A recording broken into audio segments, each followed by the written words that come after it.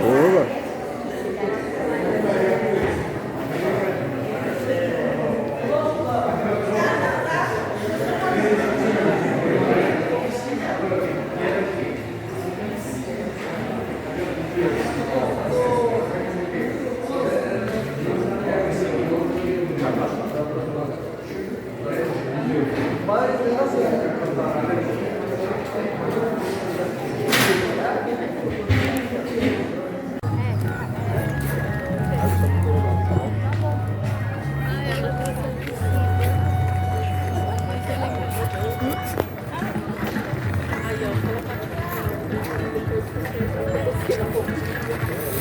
Viu a gente comendo? É costume. Chegando em casa, seja feito. No passado, eu acho que isso não é possível. Comigo não. Só pegando outro tipo de compensação na boca. Opa, daí o que há? É o mesmo? Como está na minha frente? Aqui no pavilhão japonês. Para quem não sabe, nós estamos desde o ano passado tentando promover diversos eventos e um dos eventos que a gente criou é o Viagem Cultural, que atravessa várias províncias. Então, a província da vez é Fukushima, né, que trouxe não só o pessoal daqui de São Paulo, como da capital de São Paulo, mas trouxe o pessoal de Atibaia, então, para mostrar o Taiko para vocês. Mais tarde na programação nós teremos uma palestra sobre Fukushima, sobre essa reconstrução de Fukushima, a história de Fukushima, com o nosso palestrante, o Francisco Sato, jornalista, né, muito entendido de cultura japonesa. Nós teremos também, à tarde, outra apresentação do mesmo grupo de Atibaia e teremos no fim do dia, só para maiores de 18, a degustação com palestra sobre saquê, tá? Estão todos convidados. Então, agora eu vou passar a palavra para o presidente do Fukushima Kendinkai, aqui de São Paulo, Francisco. Bom dia. Bom dia. Minasan, ohayou gozaimasu. Ohayou.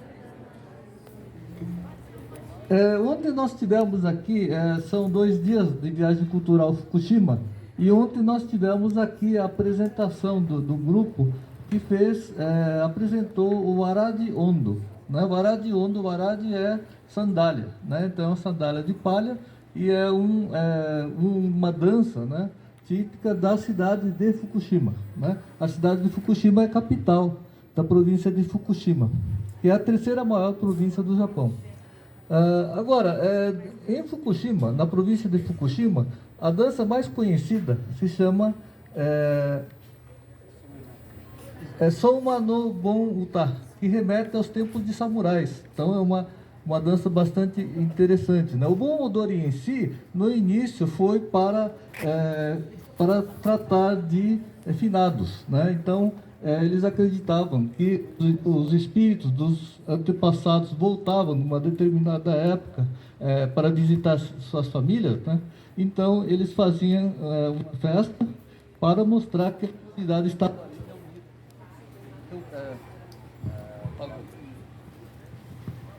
estava ali reunida e estava muito bem, né? Com o tempo passou a cultuar mais a cultura do arroz. Então, eles celebravam a questão da boa colheita. Então, o objetivo foi mudando e a letra também, né, dessas músicas contemplavam a cultura do arroz. Então, o Soma no Bon Uta é uma música muito conhecida em todo o Japão, representa exatamente o espírito do Bon Odori.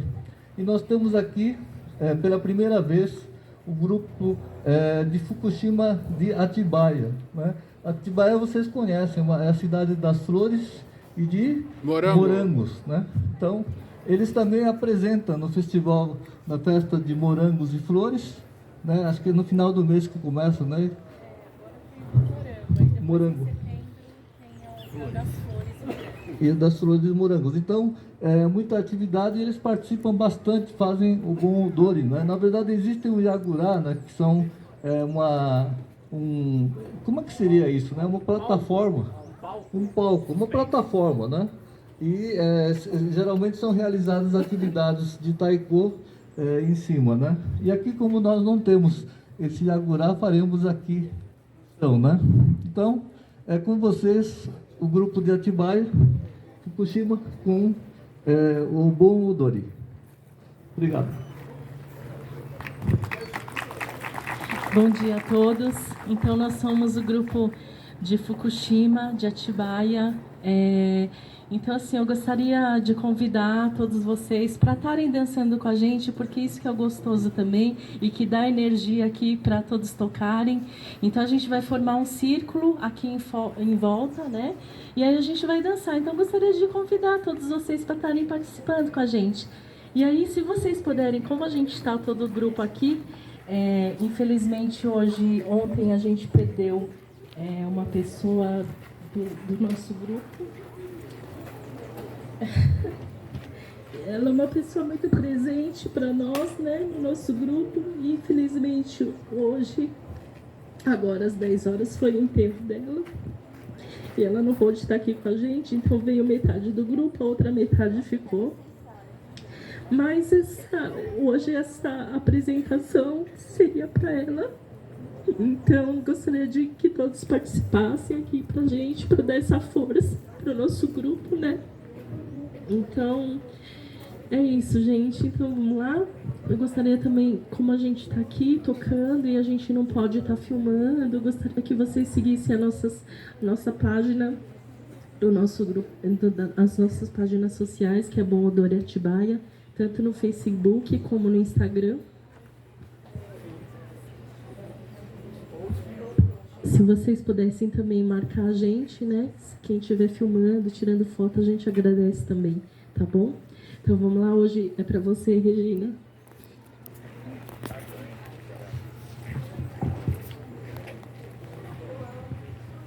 Hai, oi, oi, oi, tonap!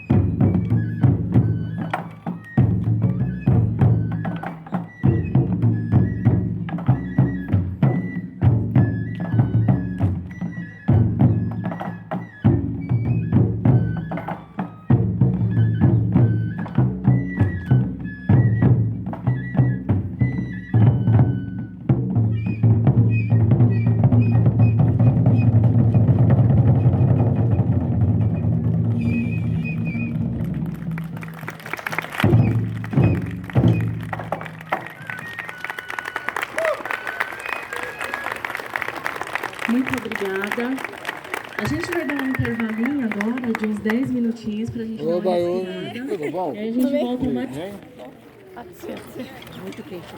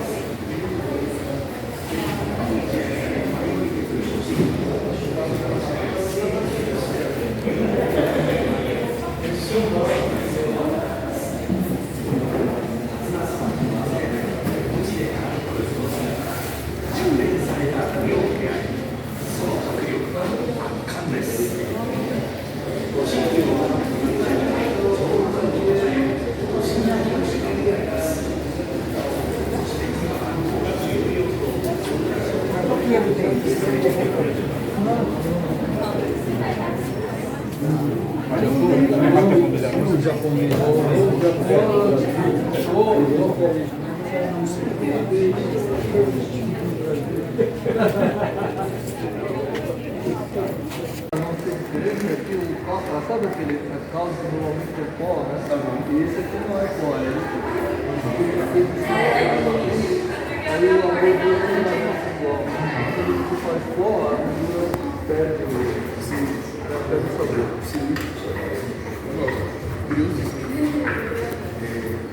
O único total fica 110. Alisson Maia. Aí esse nome. Arroz, né? Então, sempre quando tem as festividades, né? A colheita, a gente faz, lá no Japão eles fazem uma festa do bom odor em agradecimento, né? E a colheita do arroz. Então, e essa música, ela é para agradecer a colheita que vem, né? Então, a gente vai fazer os passos da nossa dança assim, em relação à colheita também, né? Então, assim, o primeiro passo, primeiro eu gostaria de convidar o público, vocês, para estarem dançando com a gente, porque isso que é legal, de estar participando, todo mundo, né? Então, quem quiser aprender, eu vou pedir para ficar de pé aqui, igual as nossas, o pessoal aqui que está de kimono, o pessoal que está de rapiki, essa dança. Então, eu vou convidar vocês, quem quiser estar vindo, né, para aprender os passos, venham participar com a gente, é muito gostoso. Vamos lá?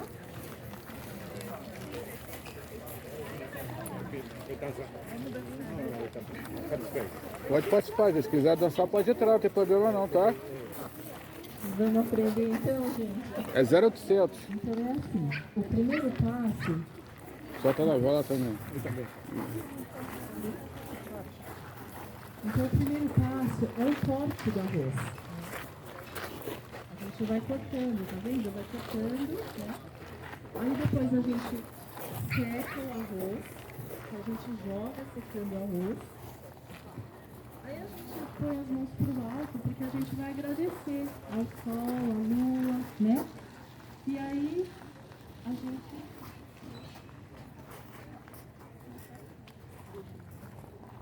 E aí depois a gente bate palma, né? Isso. Então a gente agradece ao sol, à lua e à terra. Aí a gente bate palma em agradecimento. Então o nosso passo é só isso. É muito fácil, tá bom? Então vamos lá. E aí quem quiser também entrando na nossa dança, vamos entrando, gente, participando. Isso que é gostoso do nosso bom odori, tá bom? Então vamos lá? A gente pode começar então? Todos prontos? Vamos lá?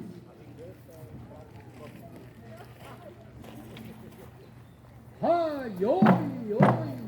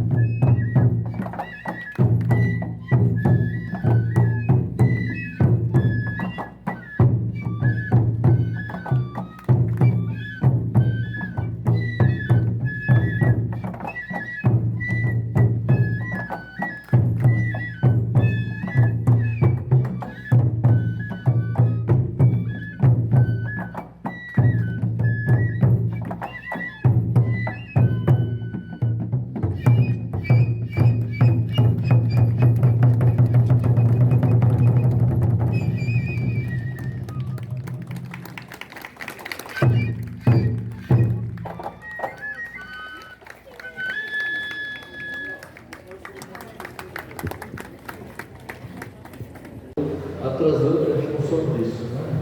Mas eu queria falar sobre a história dos desastres naturais do Japão e principalmente de Fukushima, né? Eu sei que vocês, ao procurarem no Google, né, digitarem Fukushima, vai aparecer, a primeira coisa que vai aparecer é o vazamento nuclear de Fukushima, né? Então o objetivo do nosso evento, né, de ontem e hoje é justamente esclarecer as pessoas qual é a realidade, né? O que é essa dimensão, né? Por que estão comparando com aquele modelo, né? E se é válido comparar com aquele modelo. Enfim, esclarecer e mostrar que Fukushima tem muitas coisas bacanas também, né? E esclarecer que o Japão aprendeu bastante com todos os desastres naturais que já teve em sua história.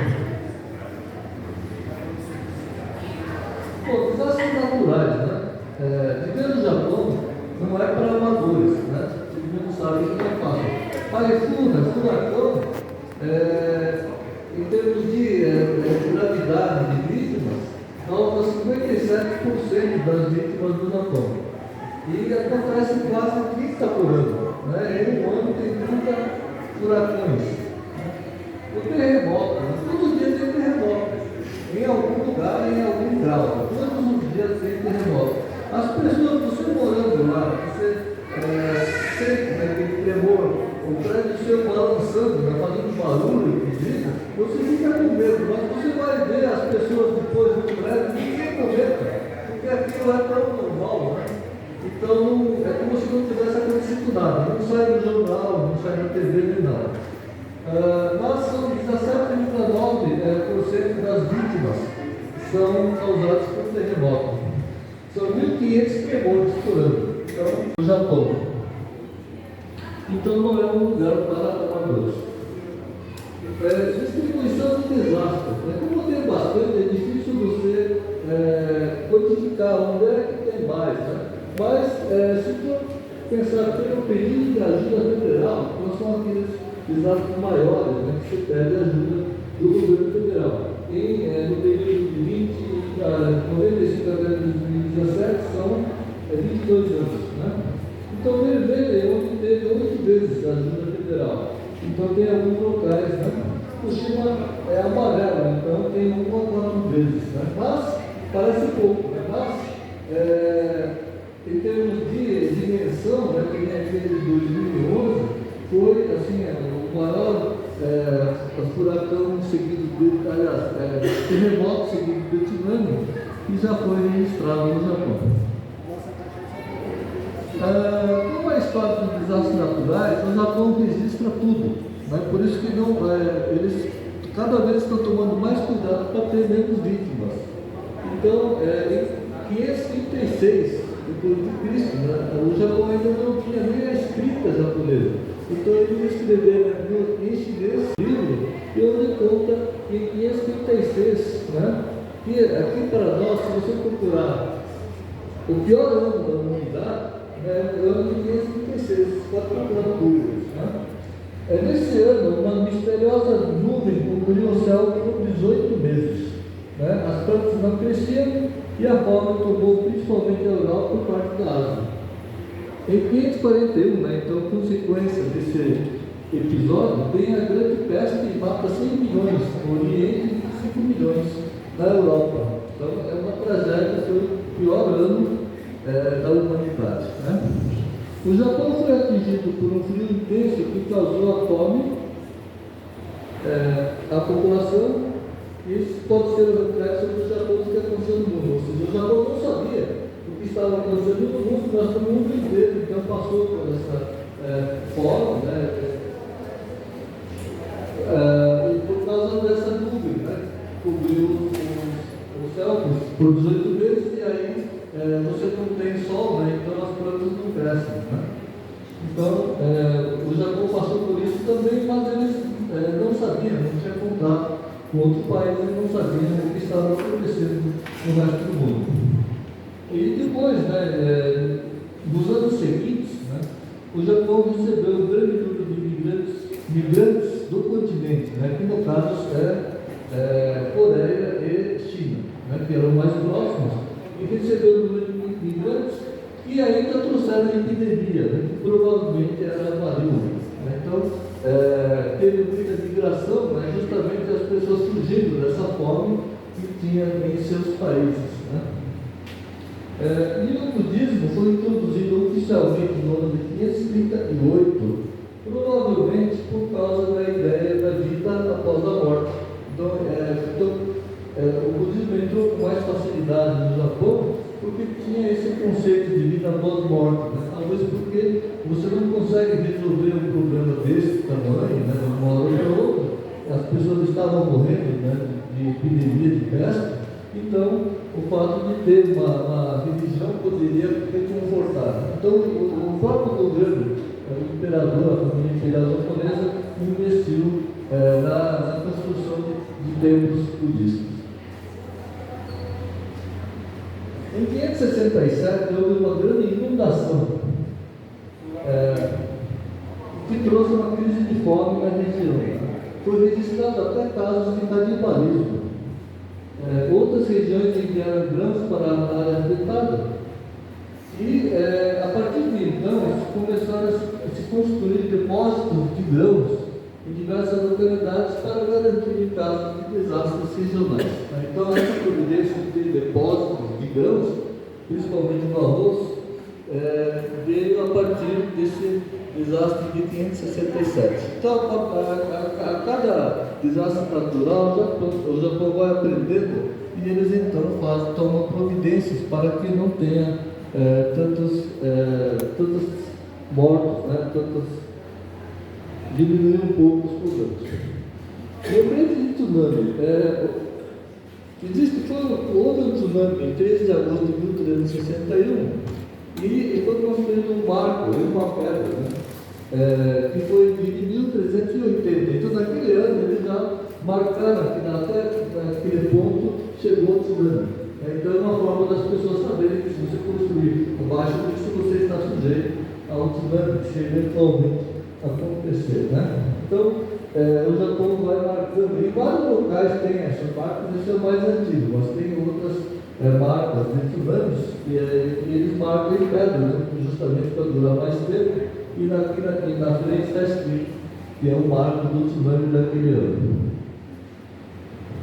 Em 1707 houve também a erupção do Monte Fuji. Monte Fuji é aquela montanha muito bonita, né? Todo mundo conhece, aparece no cartão postal, mas se você olhar por trás, ele tem um buracão, né, na parte do lado. A gente sempre acha que o vulcão sempre explode no ponto mais alto, não é verdade. Esse aqui explodiu de lado, né? Aquela incrustação da água mostra que a explosão foi de lado e teve esse rombo, né, assustador nesse lado. Também explodiu várias províncias com nuvens espessas durante um bom tempo, e naquela época também tem fome, né, em função de não crescer nenhuma planta naquela região.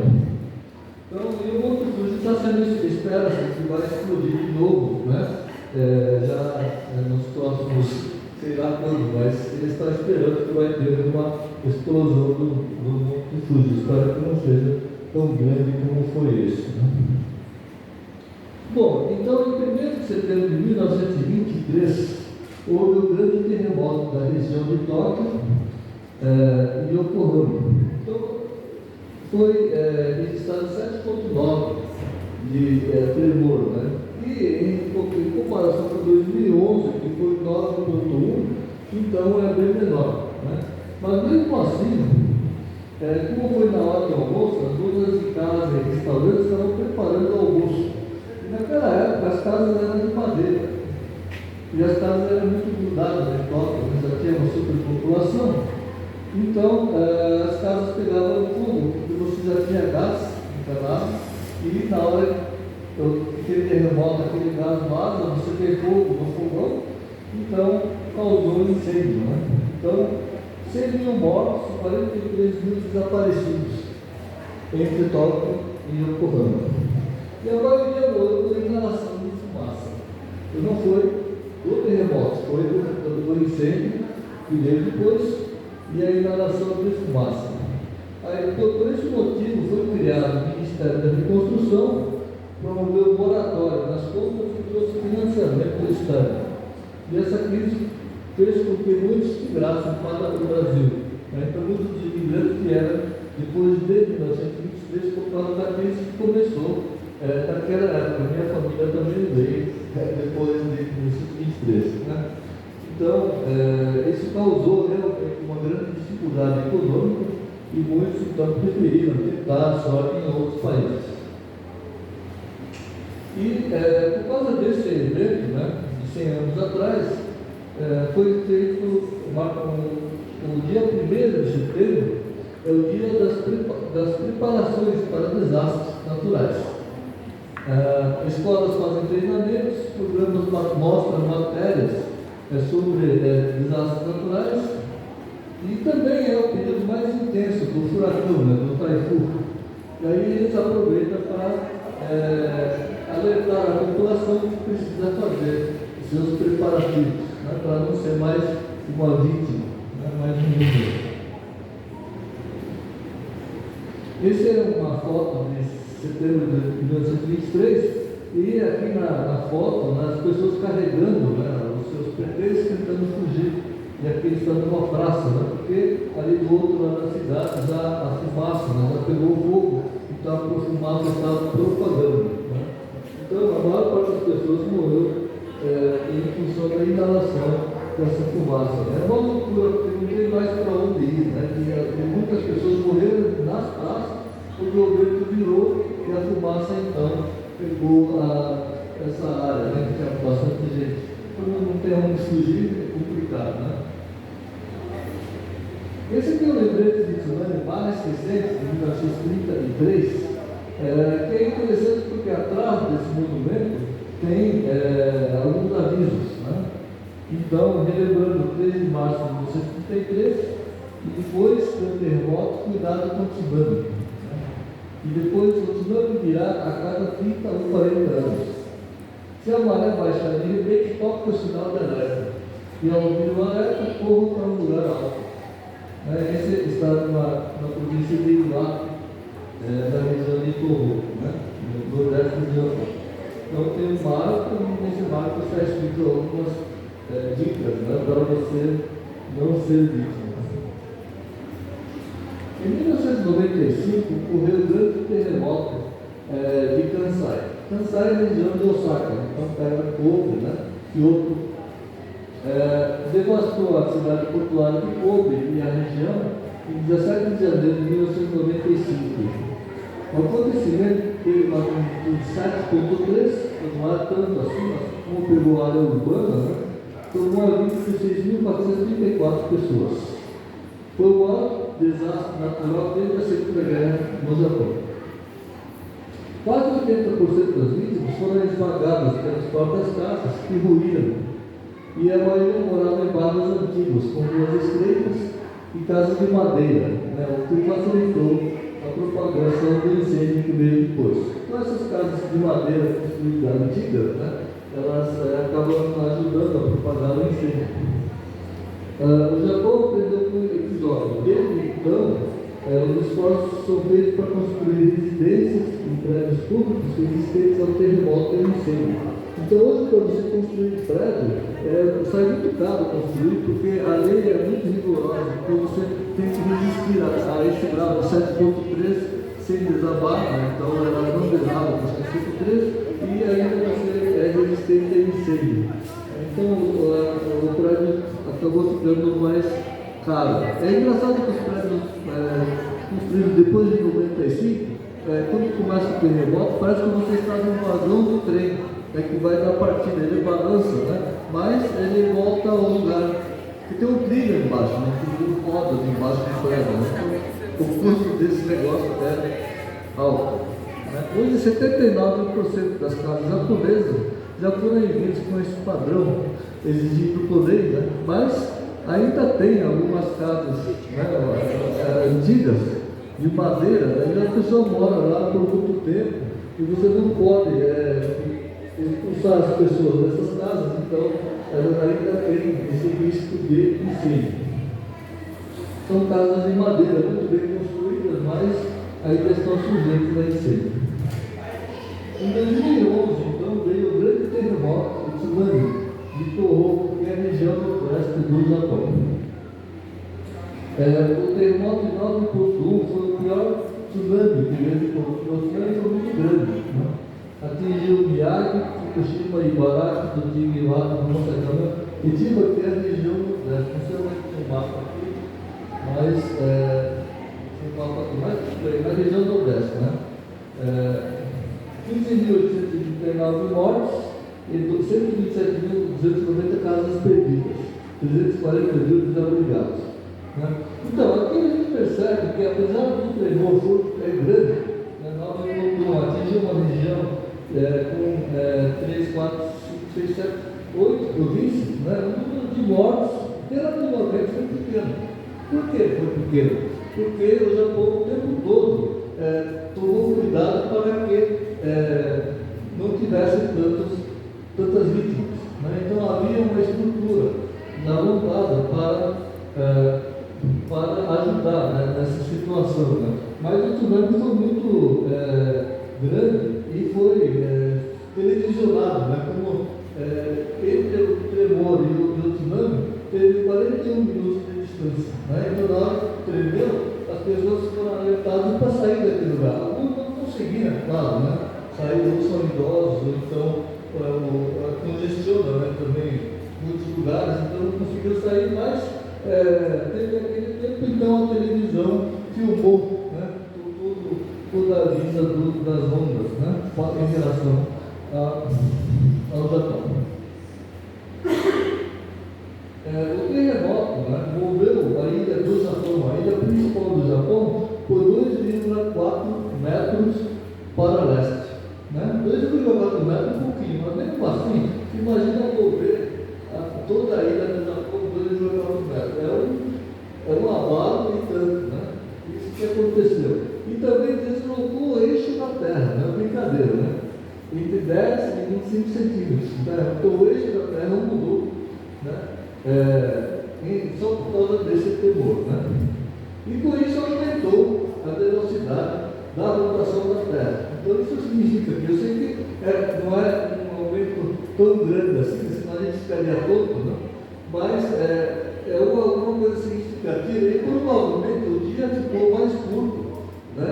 Por causa que o céu, né? O dia em relação à rotação da Terra, eu acho que essa palestra também vai acabar rápido e está girando mais rápido, né?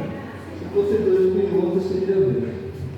O custo da reconstrução foi calculado em 122 bilhões de dólares e também causou crise de energia. Essa é uma outra imagem, né?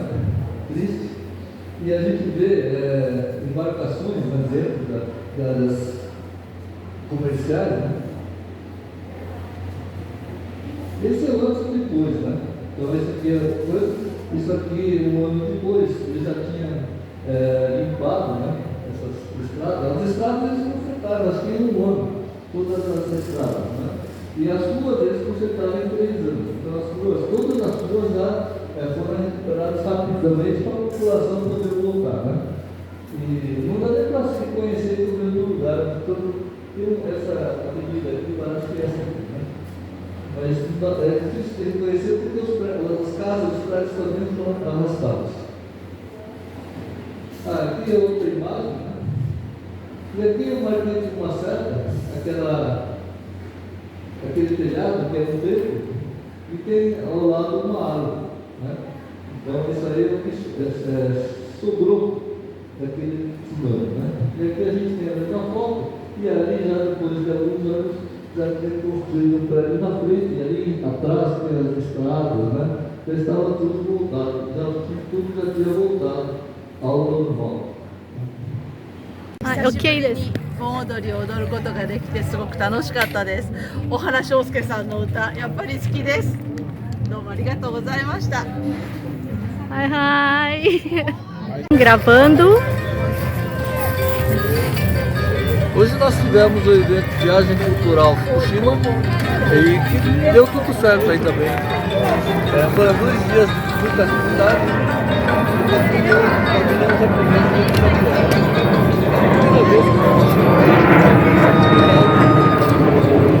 nós tivemos também o grupo Taiku, que veio especialmente de Atibaia e efetuou a oficina de Bon Odori. Tudo deu muito certo, apenas houve atraso na programação hoje, especialmente por causa da interdição da Avenida 23 de Maio, e me disseram que ainda agora tem problemas no trânsito, então o trânsito bastante difícil agora na saída. Mas, no geral, o tempo foi muito bom e tudo funcionou como deveria. Então espero realizar outros eventos nesse local e em outros locais também.